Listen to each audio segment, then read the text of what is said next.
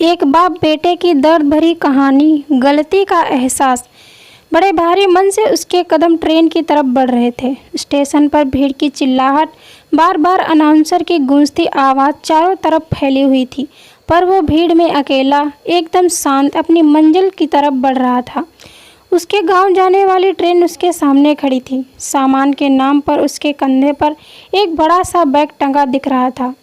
अपनी बोगी ढूंढकर वो ट्रेन में प्रवेश कर गया और कुछ ही मिनटों में उसने सीट भी ढूंढ ली। बैग को सीट के नीचे खिसकाकर वो अपनी सीट पर विराजमान हो गया।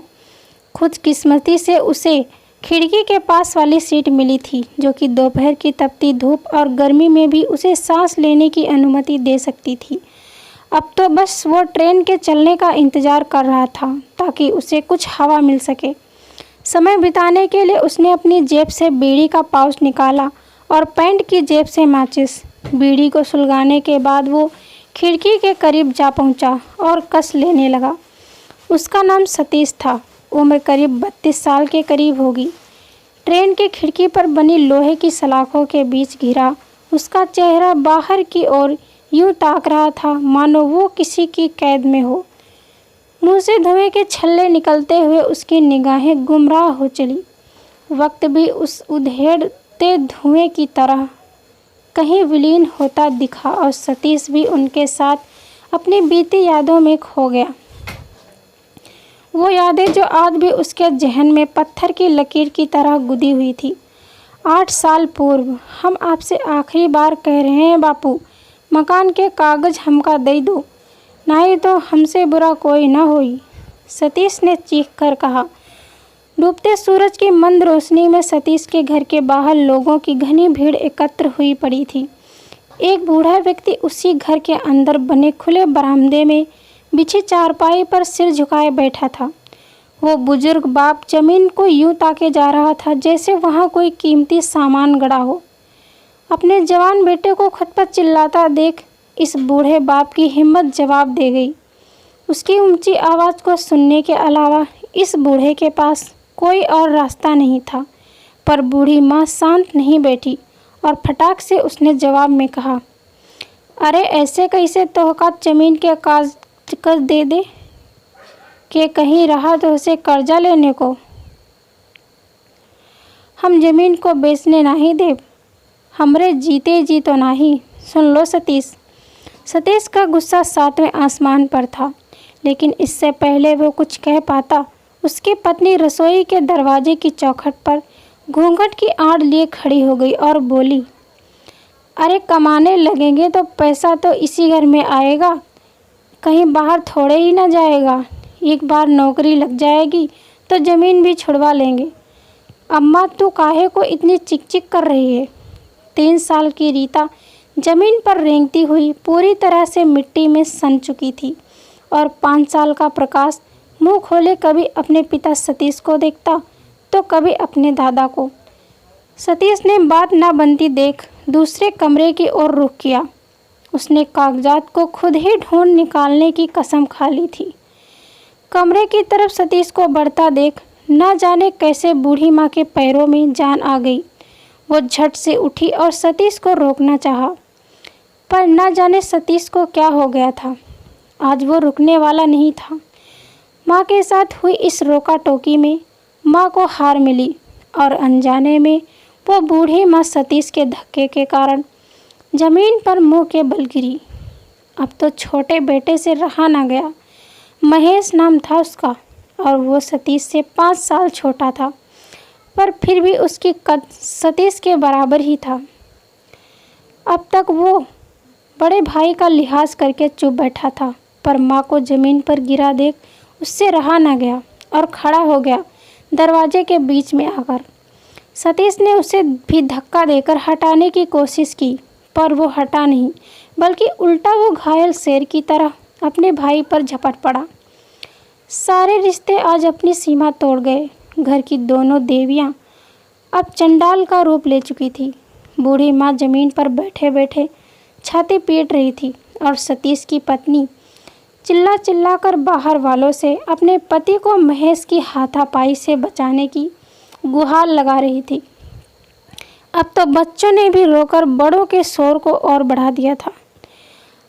अब और क्या बचा था देखने के लिए उस बुजुर्ग पिता के पास। बाहर वालों के आगे तमाशा तो बन चुका था, अब तो बस उसे ख़त्म करना बाकी रह गया था। वो पिता गुस्से से चारपाई पर से उठा और सीधा अपने दोनों बेटों के युद्ध के मैदान में कूद गया। उसने चिल्लाते हुए कहा, अरे हरामजादो, अब क्या एक दूसरे की जान लेकर मानोगे? अब बस यही देखना बाकी रह गया था इन बूढ़ी आँखों से। पिता ने पूरी ताकत लगा दी दोनों बेटों को अलग करने में। महेश पिता को बीच में आता देख अलग हो गया, लेकिन सतीश पर तो जैसे खून सवार था और जो हाथ उसने महेश पर वार करने के लिए उठाया था वो हाथ अचानक से बीच में आए उसके पिता पर उठ गया। इस बार ट्रेन झटके से रुकी, जिससे सतीश की नींद भी टूट गई। सुस्त आँखों से उसने बाहर का नज़ारा देखा। शाम हो चुकी थी, अब बस अंधेरा भी चंद मिनटों में छाने वाला था।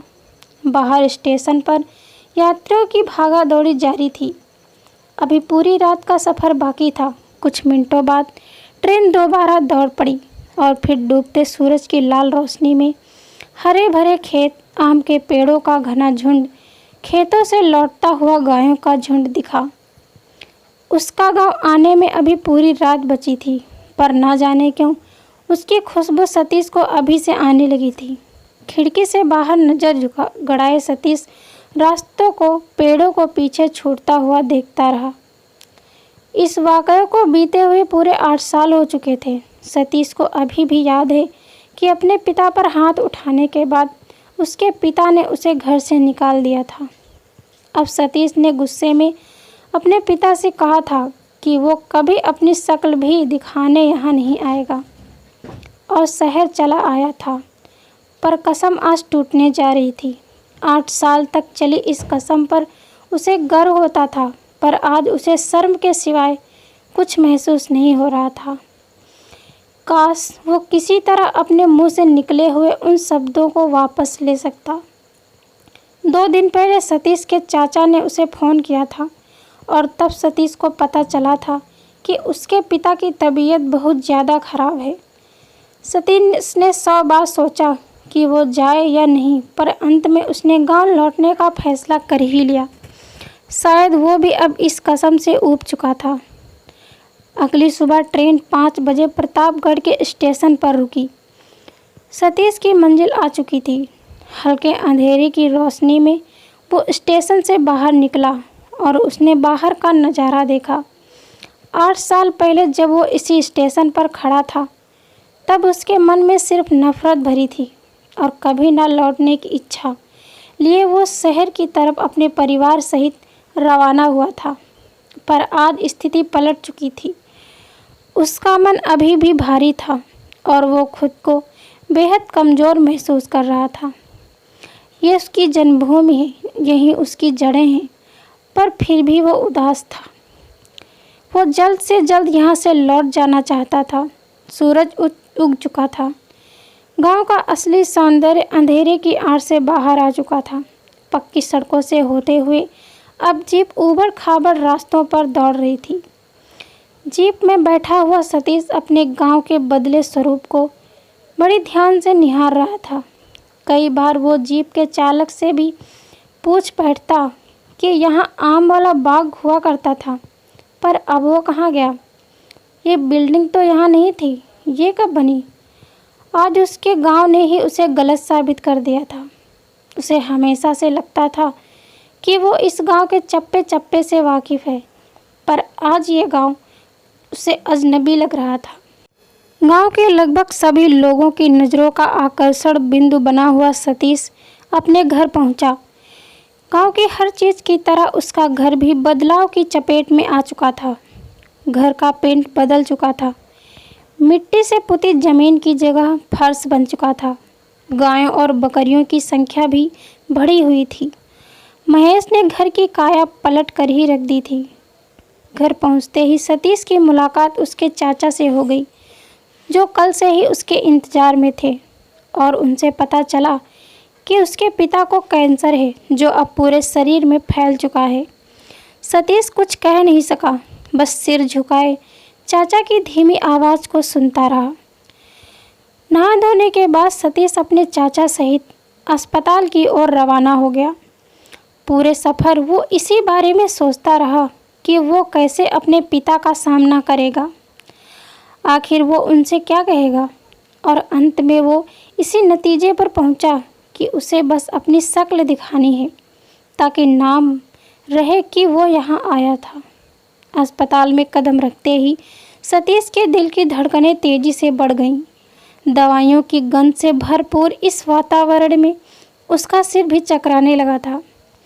अपने चाचा के कदमों का पीछा करते हुए वो उस मंजिल की तरफ बढ़ रहा था जहां वो कभी पहुंचना ही नहीं चाहता था। कुछ सीढ़ियां चढ़ने के बाद दूसरे फ्लोर पर बने इमरजेंसी रूम के करीब वो दोनों पहुंचे। महेश रूम के बाहर ही खड़ा मिल गया।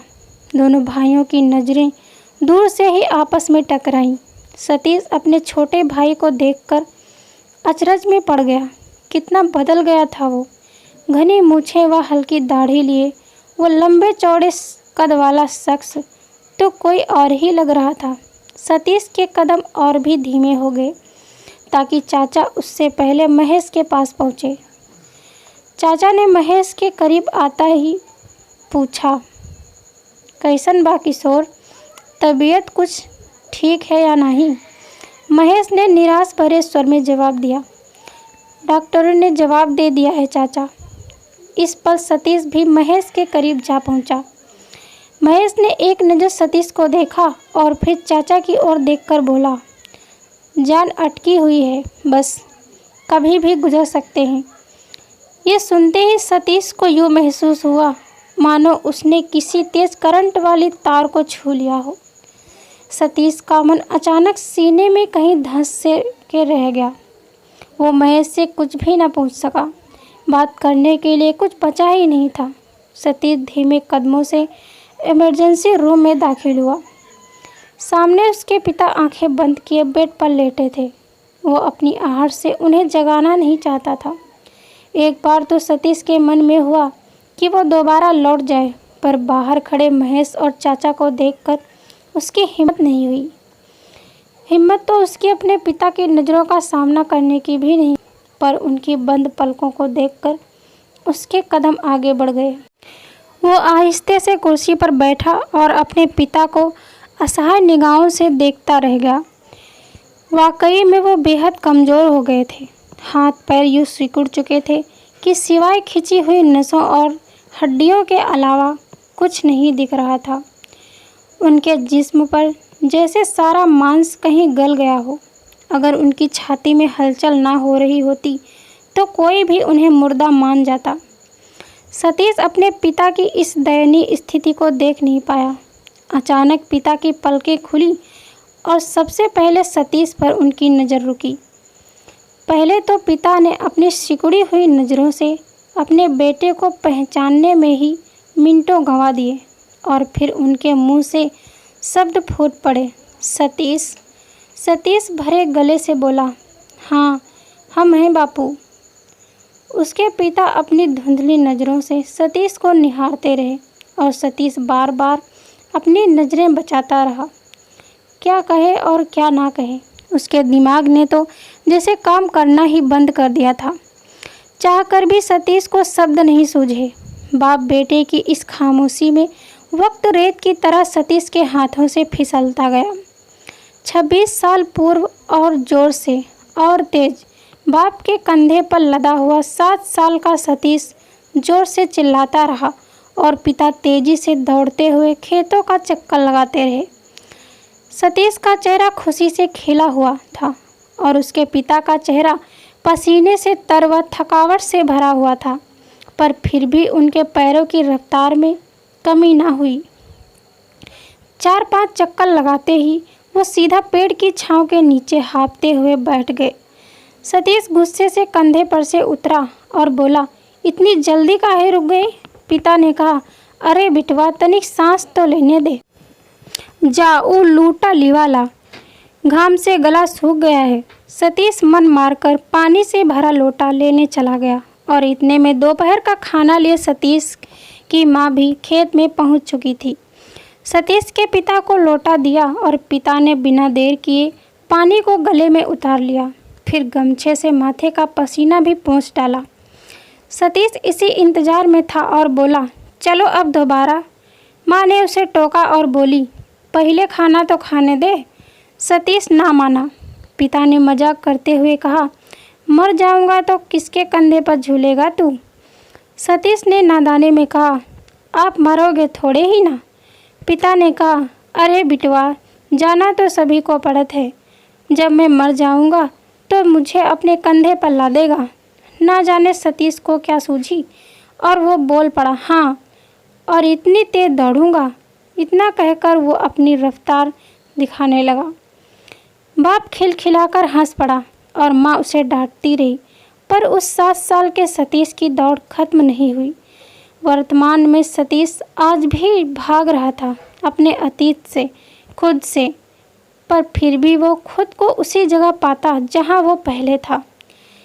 पिता की अर्थी को कंधे पर लादे सतीश आज दौड़ने की क्या, पैदल चलने की स्थिति में भी नहीं था। कहने को तो सतीश का साथ 3 और कंधे दे रहे थे, पर फिर भी वो बाप की लाश के बोझ तले दबता जा रहा था। पीछे भीड़ का कारवां चल रहा था। चारों तरफ राम नाम सत्य है का स्वर गूंज रहा था और आते जाते लोग अपनी नज़रें फेर रहे थे। इन सब के बीच सतीश सिर झुकाए यूं चलता गया मानो इस रास्ते की कोई मंजिल ही ना हो। सतीश ने अपने जीवन के भविष्य के बारे में बहुत कुछ सोचा था, कई सपने जोड़े थे, पर उसने कभी इन हालातों के बारे में कभी नहीं सोचा था जिनका सामना वो आज कर रहा था। उसकी आंखों से अब तक एक भी आंसू नहीं गिरा था। उसकी आंखें सुर्ख लाल और सूखी हुई थी। ना जाने कहाँ उसके आंसू गुम हो चले थे, पर उन आंखों के अंदर बसे 2 काले बिंदुओं में पिता की जलती चिता की आग की लपटों का प्रतिबिंब स्पष्ट दिखाई दे रहा था। कहने को जल तो लकड़ियां रही थी, पर सुलग तो उसका मन रहा था। वो अंदर ही अंदर पश्चाताप की अग्नि में उतरता जा रहा था। सतीश तो गांव यही सोचकर आया था कि पिता को देखने के बाद वो वापस लौट जाएगा, पर उसे क्या पता था कि उसे अपने पिता की चिता को आग भी देनी पड़ेगी। क्या ये उसके कर्मों का कोई खेल था जो उसे 8 साल बाद यहाँ खींच लाया था। कहने को तो दोनों भाई घर की एक ही छत के नीचे थे, पर एक दूसरे के लिए किसी अजनबी से कम नहीं लग रहे थे। ना तो सतीश उससे कुछ कह सका और ना ही महेश हिम्मत जुटा सका। शाम होने तक पूरा घर तन्हाई के जाल में जकड़ चुका था। महेश तेज कदमों से सीढ़ियों पर चढ़ते हुए छत की तरफ आ ही रहा था कि उसके कदम छत की चौखट पर आकर थम गए। सामने सतीश को खड़ा पाकर महेश ने वापस लौटना चाहा, पर वो ऐसा कर ना पाया। दोनों भाई मूर्ति की तरह छत के 2 छोर पर खड़े थे। उनके बीच की दूरी शायद कुछ कदमों तक ही सीमित थी, पर दिल की दूरियां कई मीलों तक फैली हुई थी। और सतीश जानना था कि अब इस दूरी से सिर्फ वो ही घायल हो रहा था। उसने खामोशी को तोड़ा और बोला, कहाँ काम कर रहे हो तुम?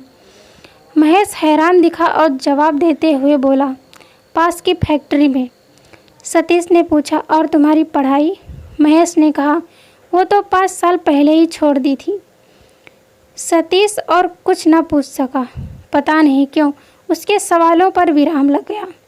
इतने में महेश आगे बढ़ा और सतीश के बगल में आकर खड़ा हो गया।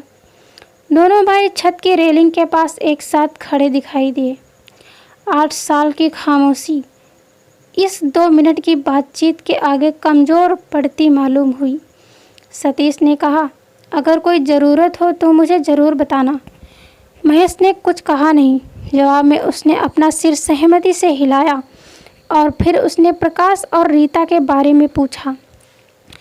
भले ही इन दोनों का रिश्ता जन्म से हो, पर फिर भी आज ऐसा लगा मानो एक नए रिश्ते की शुरुआत हो चली थी।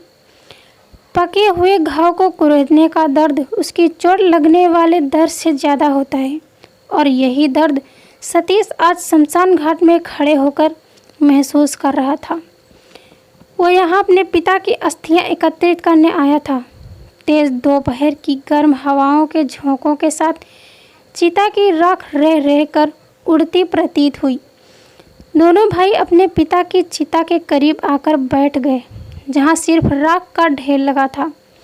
यकीन नहीं होता था कि इस राख और मिट्टी में कोई इंसानी शरीर भी मिला हुआ था। इंसान के अस्तित्व की कड़वी सच्चाई सामने थी। सतीश उस राख के ढेर में अपना हाथ डालने तक की हिम्मत भी जुटा नहीं पाया। पर यही रीति थी, अंतिम क्रिया का आखिरी चरण था जो उसे ही पूरा करना था। सतीश ने कोशिश करके राख के ढेर में अपना हाथ डाला और उसकी हथेली अपने मृत पिता की अस्थियों से भर गई। आत्मा कांप उठी सतीश की। राख में सनी अपने पिता की अस्थियों को अपने हाथों में देख वो घबरा उठा। ये उसी पिता की अस्थियां थीं जिसकी वजह से वो इस संसार में आया था। ये उसी पिता की अस्थियां थीं जिसने उसका पालन पोषण किया था, पर इसके बदले वो अपने पिता को क्या दे सका? इस सवाल का जवाब सतीश के पास नहीं था। जीवन की संपूर्ण सभी महत्वपूर्ण चीज़ें, घर, पैसा, परिवार, सुख, सब इस वक्त बौने साबित हो गए और सतीश इन सब चीज़ों द्वारा ठगा हुआ महसूस करने लगा। सतीश को इस वक्त स्वयं को ज़्यादा पापी कोई और ना लगा और वो पश्चाताप के जाल में जकड़ता चला गया। बस अब इस बार वो अपने आंसुओं को रोक ना सका। उसके आंसुओं का बांध टूट गया और उसके गालों पर आंसुओं की लकीरें परत दर परत खिंचती चली गईं। आंसुओं की कुछ बूंदें उसकी हथेलियों में पड़ी मृत पिता की अस्थियों पर जा गिरी। ऐसा लगा सतीश के आंसू उनसे माफ़ी की दरकार कर रहे हों। सतीश चीख चीख कर रोने लगा। मन में दबा दर्द अब आंसुओं के माध्यम से निकलता रहा। गिर पड़ा वो अपने पिता की अस्थियों पर। उसका चेहरा राख में सनकर सफ़ेद हो गया और आंसुओं की लकीरें उसके चेहरे पर उभर उठी। रोते हुए सतीश बार बार अपने पिता से माफ़ी मांगता रहा। अफसोस वहाँ कोई नहीं था जो उसे माफ़ कर सके। महेश ने करीब आकर उसे उठाया और दिलासा देने लगा, पर सतीश के आंसू ना रुके। 2 दिन बाद वापसी का दिन आ गया। सतीश रेलवे स्टेशन में प्रवेश कर चुका था। भीड़ से भरे इस स्टेशन में सतीश अपने प्लेटफार्म की तरफ बढ़ता हुआ दिख रहा था। उसका चेहरा उदासी से नहीं बल्कि सादगी से भरा हुआ था। क्या ये गांव से शहर वापस लौटने की खुशी थी? तभी सतीश के साथ चलते हुए उसकी माँ भी दिखी और उसका भाई महेश भी साथ था। सतीश अपनी माँ को अपने साथ शहर ले जा रहा था ताकि वहाँ उनका अच्छा इलाज करा सके और फिलहाल महेश उन्हें यहाँ तक छोड़ने आया था। पर अगले महीने उसने भी शहर आने का वादा सतीश से कर दिया था। सतीश को अपनी गलती का एहसास हो चुका था और अब वो उसे दोबारा नहीं दोहराना चाहता था। अपनों से नफरत करके उनसे मुंह मोड़कर कोई भी सुखी नहीं रह सकता, खासकर जब गलती खुद की हो। ये बात सतीश को अब समझ आ गई थी। अब वो अपनी ज़िंदगी का ज़्यादा से ज़्यादा वक्त माँ के साथ बिताना चाहता था। वो अपने इस फैसले से संतुष्ट था। वो ये जानता था कि शहर पहुंचकर उसे अपनी बीवी के कई सवालों के जवाब देने पड़ेंगे, पर वो बेफिक्र था। उसे पूरा विश्वास था कि अब इस बार उसने एक सही फैसला लिया है। यही आखिरी रास्ता था उसकी की गई गलतियों को सुधारने का। यही एक रास्ता था उसके मोक्ष का। तो दोस्तों, यह थी हमारी आज की कहानी। अगर यह कहानी आपको पसंद आई है तो कृपया इसे लाइक करें और कहानी पर अपनी राय देने के लिए इसमें कमेंट करें। दोस्तों, ऐसे ही और कहानियाँ सुनने के लिए हमारे चैनल को सब्सक्राइब करें। धन्यवाद दोस्तों। Thanks for watching this video.